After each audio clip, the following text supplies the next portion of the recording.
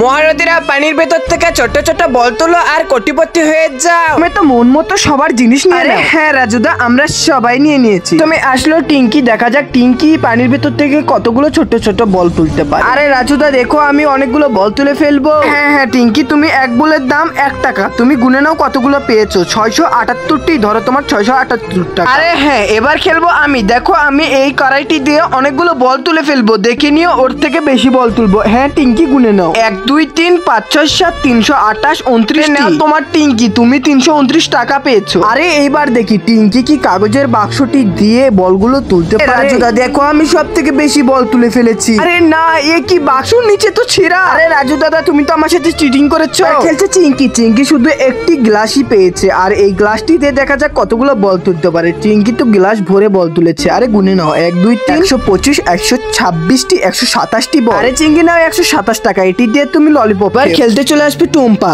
দেখা যাক টুম্পা একটি তরমুজ পেয়েছে, এই তরমুজটি দিয়ে কি করবে। আরে রাজুদা তুমি খালি দেখতে থাকো, আমি তরমুজটি প্রথমে ফাটিয়ে নিব। আর তারপরে বন্ধুরা যা করলো টুম্পা, যেটি দেখে সবাই অবাক হয়ে যায়। কিন্তু সেটি দেখার আগে হে মহান আল্লাহ, এই জান্নাতি পাথরটি দেখার পরে যে 5 বার এই ভিডিওটি শেয়ার করবে, সে যেন মরার আগে একবার হলো পাথরটিকে চুম্বন করে তার সকল গুনাহ মাফ করে নেয়। যাই হোক বন্ধুরা, দেখুন টুম্পা তো এই তরমুজটির সব তরমুজ খেয়ে নেয়, আর তারপরে অনেকগুলো বল ভরে এক এক করে তুলতে থাকে। বন্ধুরা টুম্পা তো অনেকগুলো বল তুলে ফেলেছে, একটাতে আবারও আরেকটিতে তুলছে টুম্পা। আরে না বন্ধুরা, টুম্পা তো অনেকগুলো বল তুলে ফেলেছে। আরে টুম্পা বল গুনে নাও, 1 2 3 5 6 1266 1267টি। আরে টুম্পা নাও, সব থেকে বেশি টাকা জিতেছো।